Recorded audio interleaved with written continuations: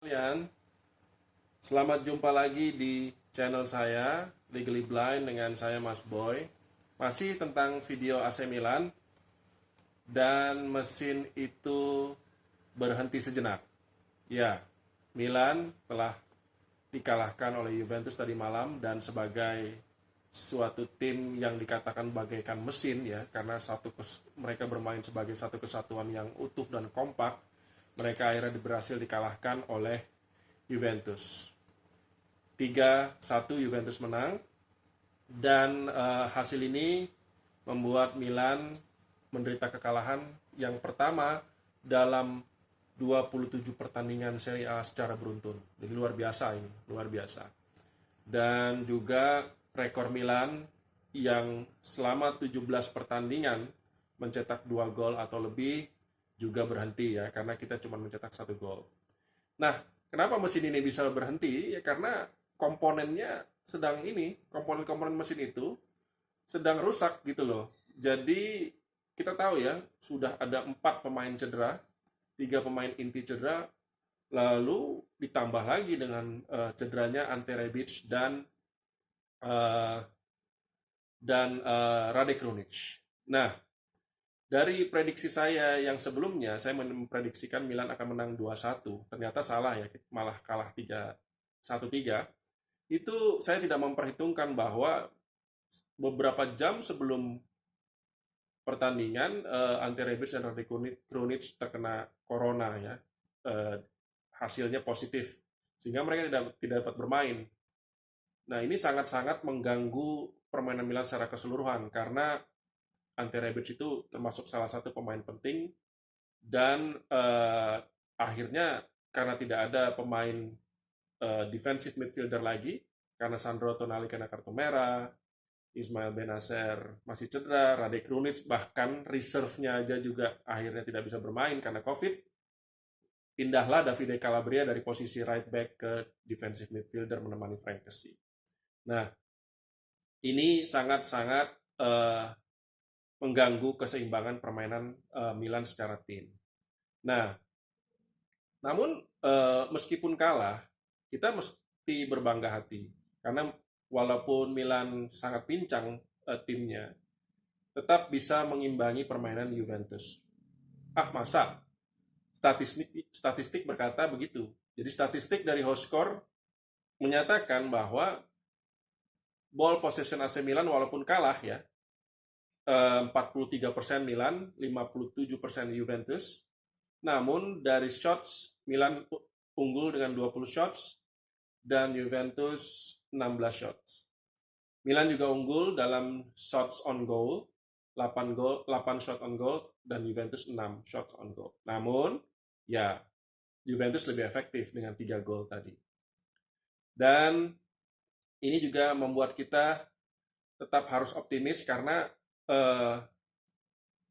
ada satu rekor yang masih terus berlanjut ya, 36 pertandingan secara beruntun Milan selalu mencetak gol ke gawang lawan. Ini menunjukkan Milan masih kuat, masih bisa bersaing walaupun timnya dalam keadaan pincang. Nah, siapa pemain terburuk dan terbaik dalam pertandingan melawan Juventus? Siapa pemain Milan yang memiliki hasil buruk dan yang terbaik? Yang buruk sudah pasti. Kita tidak bisa menyangkal bahwa itu adalah Theo Hernandez. Dalam diprediksi saya menyampaikan bahwa serangan Juventus akan sangat bertumpu dari sebelah kanan. Karena di sana ada Federico Chiesa, ada Dejan Kulusevski, ada Juan Cuadrado walaupun dia juga positif ya, COVID, dan digantikan oleh Danilo. Dan itu terbukti, serangan mereka dari sebelah kanan. Nah, Theo Hernandez walaupun dia sangat jago sangat kuat dalam serangan, namun karena diserang oleh dua pemain hebat dari sebelah kanan Juventus, dia kelabakan gitu. Dan hasilnya dia berhasil beberapa kali lewati, termasuk oleh Federico Chiesa. Federico Chiesa 2 gol, bahkan seharusnya dia hat-trick ya kalau tidak kena tiang tendangannya di babak pertama. Lalu gol yang ketiga dari Juventus adalah dari Weston McKennie. Itu juga hasil kreasi dari sebelah kanan, yaitu Dejan Kulusevski.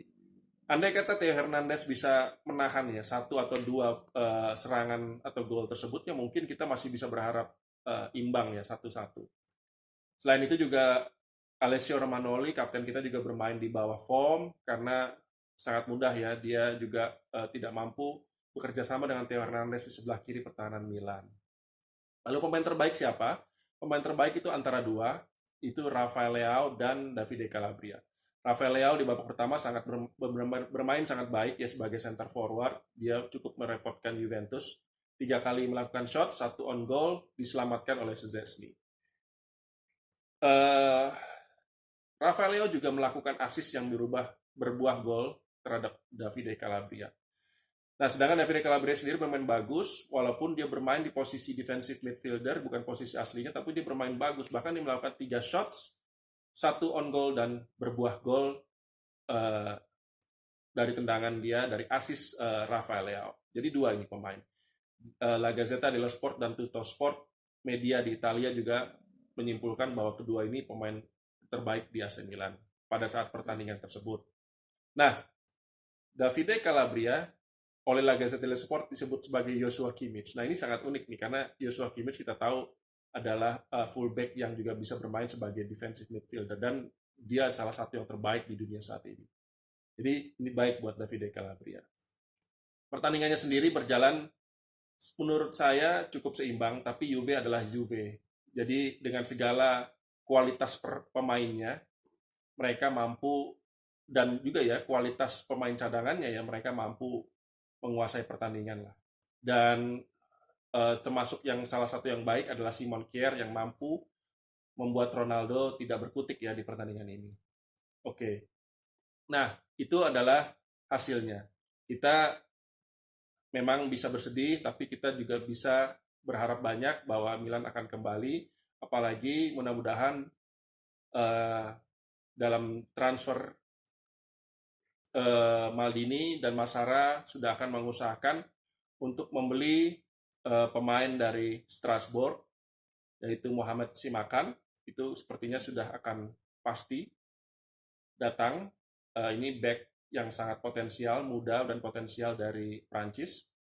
Lalu ada juga Kouadio Kone dari Toulouse, pemain defensive midfielder yang diharapkan akan menjadi double pivot keempat ya, defensive midfielder keempat, karena Radek Krunic sangat tidak meyakinkan.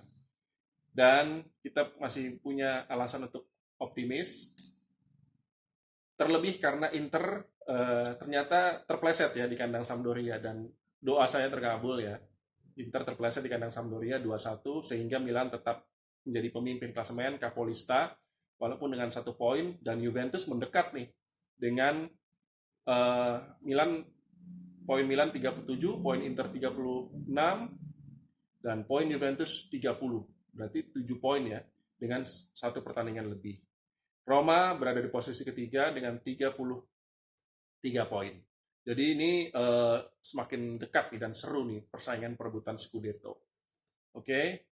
Next, Milan akan melawan Torino. Kita berharap Milan kembali bisa bermain dengan baik. Kita berharap Sandro Tonali sudah bisa bermain dan bisa mengalahkan Torino dan meneruskan dan mempertahankan posisi di puncak klasemen Liga Italia Serie A.